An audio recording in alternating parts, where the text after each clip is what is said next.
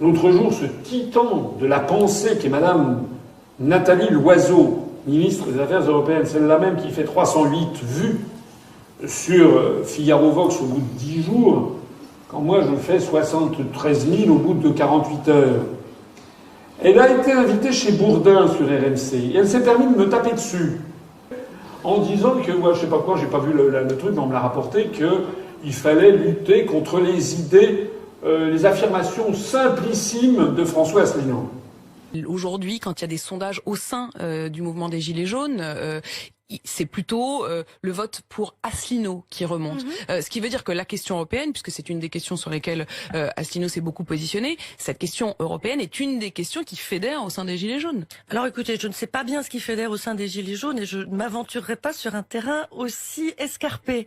Évidemment que certains jouent du simplisme. Certains ne prennent pas les Français au sérieux. C'est le cas de monsieur Asselineau qui nous dit tous les matins Frexit, Frexit. J'ai entendu, j'étais le roi des cons, quoi. Mais, Madame Loiseau,